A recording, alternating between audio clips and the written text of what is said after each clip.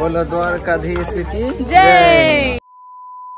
Hello everyone, welcome back to my channel. তো তোমরা দেখেছিলে আগের ভিডিওতে যে আমরা দ্বারকা থেকে বেরিয়ে গেছিলাম। দ্বারকাতে যেগুলো আরও মন্দিরগুলো আছে দর্শন করতে, মানে দূরেরগুলো। তো আমরা একটা আইল্যান্ডে যাচ্ছি, আর আইল্যান্ডটার নাম হলো ভেট দ্বারকা। যেহেতু সুদামা শ্রীকৃষ্ণের সঙ্গে এখানেই সাক্ষাৎ করেছিলেন, তো এটাকেই মানে হিন্দি সংস্কৃত ভাষায় ভেট দ্বারকা বলে। তো এখানেই আমরা এখন বোট থেকে নেমে গেছি। নেমে হচ্ছে আমরা এখন ক্রুজ শিপ থেকে নেমে গেছি। আর আমাদের শিপে ফাইটার প্লেন ল্যান্ড করছিল। আর আমি ওখানে গুলি দিচ্ছিলাম। ওখানে দিচ্ছিল, বিস্কিট দিচ্ছিল ফাইটার প্লেনকে। যাই হোক, আমরা বেট দ্বারকাতে চলে এসেছি। আর এটার কিছু হিস্ট্রি আমি বলবো মন্দিরে গিয়ে, তারপরই বলবো। এখন আমাদের হেঁটে হেঁটে যেতে হবে মন্দির। আর এই মন্দিরে সুদামা এসেছিলেন শ্রীকৃষ্ণের সঙ্গে দেখা করার জন্য, যেটা আমরা সবাই জানি। আরো বাকি হচ্ছে ইতিহাসগুলো আমি ওখানে গিয়ে বলবো। এখন তাড়াতাড়ি করে হেঁটে যাচ্ছে, কারণ মন্দির বন্ধ হওয়ার সময়। আর এখানে খুবই মাছের গন্ধ, মানে মাছ শুকাচ্ছে কিনা এখানে।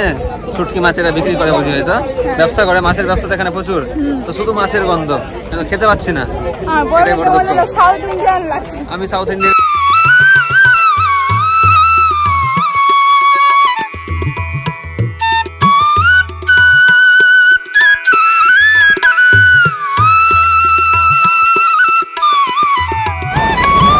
একজন এখন লাইনে দাঁড়িয়ে আছে অন্নদান করবে বলে।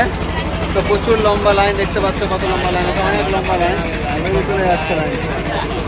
তো এখন আধা ঘন্টা লাগবে এখানে লাইনে দাঁড়িয়ে থাকতে। হ্যাঁ, মন্দির দর্শন করতে পারলাম না, কারণ মন্দির বন্ধ হয়ে গেছে। 4টার সময় আবার খুলবে। হ্যাঁ, 10 মিনিটের জন্য।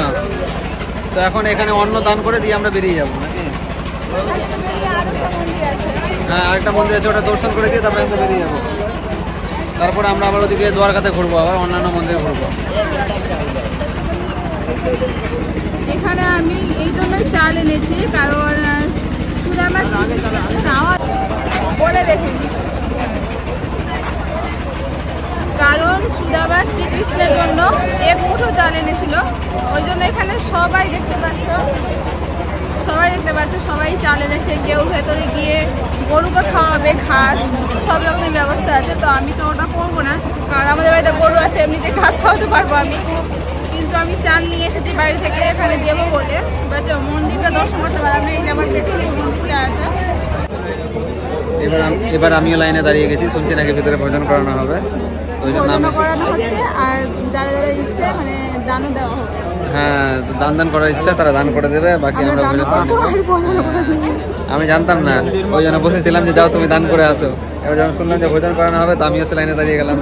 আর সকাল থেকে কিছু খাইনি তো আমরা ট্রেন থেকে নেমে রুম খোঁজাখুঁজি স্নান দান করে দিয়ে এখানে আসলাম। আর আমি ভাবলাম যে এই মন্দিরটা দর্শন করে তারপরে খাবো। তো যাই হোক, দর্শন হয়ে গেছে, মন থেকে দর্শন করলাম, হয়ে গেল, আর কিছু করা যাবে না। এখান থেকে আমরা যাব এবার সোনার দ্বারিকা। এখানেই আছে পাশেই। সোনার মতো সাথে যে আসল সোনা তো হবে না আর নিশ্চয়ই, বাট সোনার মতো করে হবে। তারপর ওটা দেখি আমরা বেরিয়ে যাবো এখান থেকে। এখানে সবাইকে গরম গরম ভাত, লুচি, ডাল, যা যা আছে সব খাওয়ানো হয়। তার একটাই কারণ, সুদামা কৃষ্ণের জন্য চাল এনেছিল। বলছিল যে কৃষ্ণ নাকি সুদামার জন্য চাল এনেছিল, তাই এখানে আমরা চাল নিয়ে এসেছি। আর এখানে ওই জন্যই খাওয়ানো হয় সবাইকে। এখানে প্রত্যেক দিন খাওয়ানো হয়, মানে চালের প্রসাদ। চাল মানে ভাত, তো ভাত খাওয়ানো হয় এখানে পেট করে। তো দেখছি যে রুটি, ডাল, পায়েস সবই খাওয়াচ্ছে।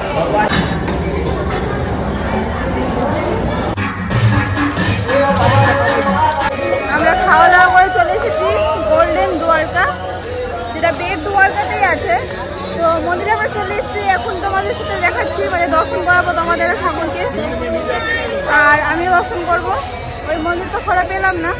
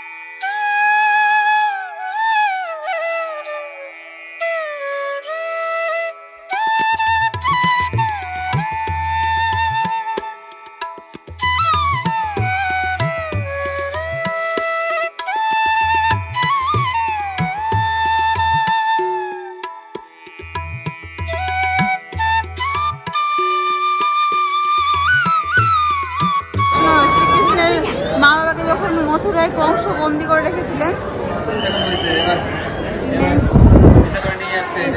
বাসুদেব যখন শ্রীকৃষ্ণকে যমুনা পার করছিলেন, সত্য গোপালকে দোলানো হচ্ছে। পুতনা রাক্ষসীটাকে যে মেরে ফেলেছিলেন শ্রীকৃষ্ণ, সুন্দরভাবে মন্দিরটা তৈরি করা হয়েছে। তারপরে এই যে রাখাল বেশে যখন গরু জড়াতে যেতেন বন্ধুগুলোর সাথে, এখানে মাখন চুরি করছে কৃষ্ণ বলরাম। এখানে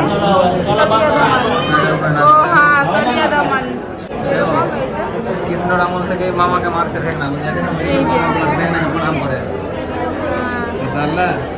ও, আর এটা কিলিং অফ সাগিত্তারিয়াস। এর গল্পটা আপাতত আমার মনে নেই। ও এটা আছে বাকাসুর। দেখতে পাচ্ছ শ্রীকৃষ্ণ প্রত্যেকটা গোপীর সাথে রাসলীলা করছে। এখানে প্রত্যেকটা গোপীর সাথে শ্রীকৃষ্ণ আছেন। এখানে ওই যে যখন গোপীগুলো স্নান করতো আর শ্রীকৃষ্ণ তখন হচ্ছে এগুলো বদমাশি করতো, তখন এটা মাসি পুতনা। এই যে এখানে আছে বালকৃষ্ণের রেস্টুরেন্ট অফ মীরাবাই ভক্তি। আচ্ছা, যখন মীরাবাই শ্রীকৃষ্ণের এটা আছে রাধাকৃষ্ণর রাসলীলা, রাধাকৃষ্ণের রাসলীলা। সন্দীপনী আশ্রম, যেখানে শ্রীকৃষ্ণ পড়াশোনা করতে গেছিলেন। শ্রীকৃষ্ণ বলরাম, যেখানে সুদামার সাথে দেখা হয়েছিল।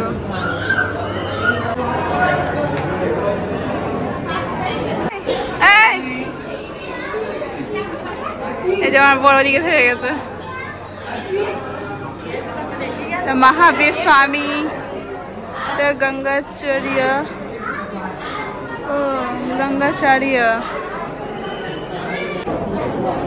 মন্দিরটা সত্যি খুবই সুন্দর। আর মন্দিরে ঢোকার জন্য টিকিট কাটতে হয়েছে। মন্দিরে কত টাকার টিকিট লাগলো? মন্দিরে 40 টাকা একজন। আচ্ছা, একজনের 40, মানে দুজনের 80 টাকা লেগেছে।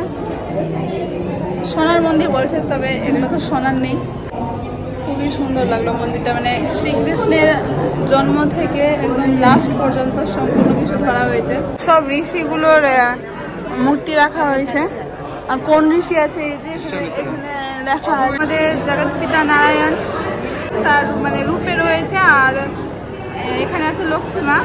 লক্ষ্মীমার মুখে দেখা যাচ্ছে না, মিডিল থেকে দেখাচ্ছে কেমন আছে।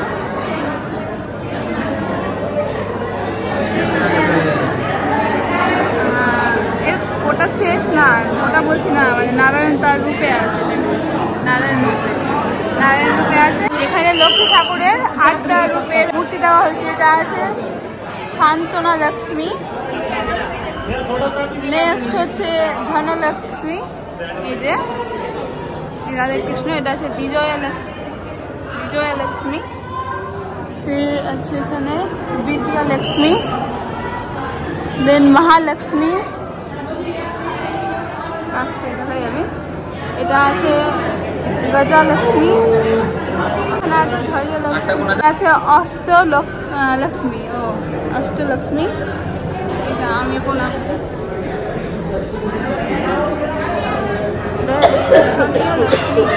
এবার যাচ্ছি আমরা অপরে মন্দিরটা।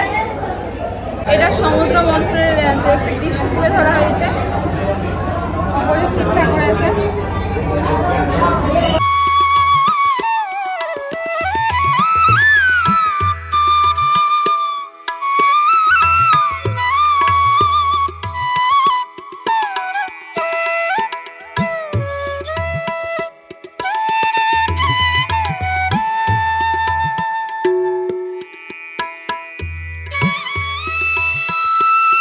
এখানে মহাভারতের দৃশ্য তুলে ধরা হয়েছে।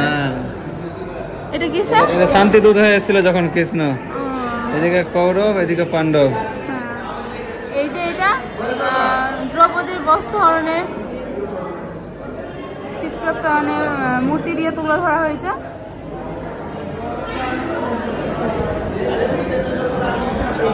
নেক্সট হচ্ছে ভীষ্ম পিতামা ইন বানশেয়া। ও ভীষ্ম পিতামাকে যখন যে বান দিয়েছিলেন মেরে দেওয়া হয়েছিল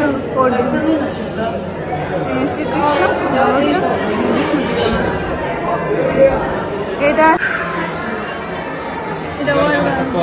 শ্রীকৃষ্ণ ওয়েলকাম।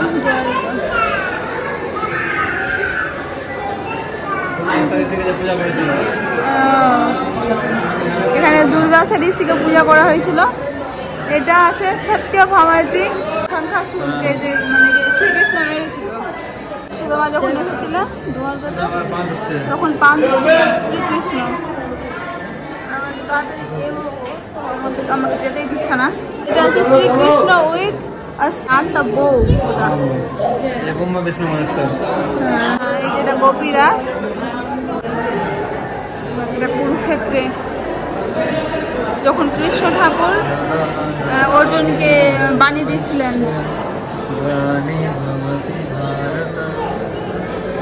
আর এখানে কৃষ্ণ ঠাকুর তার আসল রূপটা দেখেছিলেন, ওটাই এখানে তুলে ধরা হয়েছে।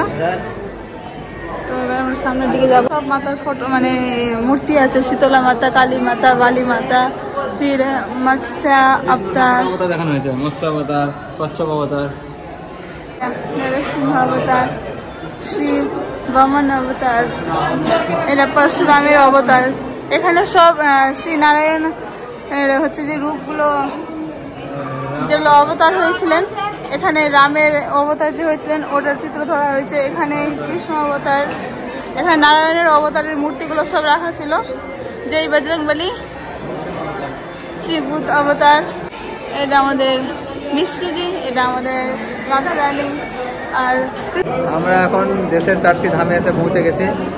4টি ধামের মধ্যে একটা ধামে এসে পৌঁছে, সেটা হচ্ছে দ্বারিকা। কিন্তু এখানে এবার দ্বারিকাতে এখানে 4টা ধামের হচ্ছে দেখানো হয়েছে, দেখাচ্ছেন। এই 4টি ধামের মধ্যে এটা একটা বদ্রীনাথ ধাম, তারপরে এটা আছে জগন্নাথ ধাম, জগন্নাথ ধাম আছে রামেশ্বরম ধাম, আরেকটা এটা দ্বারিকা ধাম, তিরুপতি বালাজি, তারপর এখানে আছে নাচি বাবা। তো আমরা বেড় দ্বারকা থেকে বেরিয়ে গেছি, আবার যাচ্ছি আমরা বোটে করে আবার পার হবো। এটা কিন্তু আমরা একটা আইল্যান্ডে আছি। তো বেড় দ্বারকা থেকে বেরানোর সময় বলো দ্বারকাধীশ কি জয়, রাধে রাধে। তো এখন যাচ্ছি আমরা ওই পারে, তারপর ওখানে এখন দেখার মতো অনেক কিছু আছে। রুকমানির মন্দির আছে, তারপরে নাগেশ্বর জ্যোতির্লিঙ্গ আছে। হ্যাঁ, এখানে আমার তোমাদের বলা হয়নি, দ্বারকাতে কিন্তু আবার জ্যোতির্লিঙ্গ আছে। মানে 12টা জ্যোতির্লিঙ্গের মধ্যে একটা জ্যোতির্লিঙ্গ আমাদের দ্বারকাতে আছে। আর আমাদের সৌভাগ্য আমরা আরেকটা জ্যোতির্লিঙ্গ দর্শন করতে পারবো। এটা নিয়ে আমি 3টে জ্যোতির্লিঙ্গ দর্শন করব। আর 2টো ধামও আমার দর্শন করা হয়ে গেছে। হ্যাঁ, এটা নিয়ে আমার 2টো ধাম হয়ে গেল। আর 2টো ধাম মানে বদ্রীনাথ যেতে হবে আর একটা রামেশ্বরম যেতে হবে, যেটা সাউথে আছে। আর জ্যোতির্লিঙ্গ আমার 3টা দর্শন হবে এখন, যেটা দেখে তারপর 3টা দর্শন হবে 12টার মধ্যে। ওর 2টো, ওই আমার থেকে একটা করে পিছিয়ে আছে। ঠিক আছে, কোনো ব্যাপার না। তো লঞ্চে কি হচ্ছে তারপর কথা বলছি।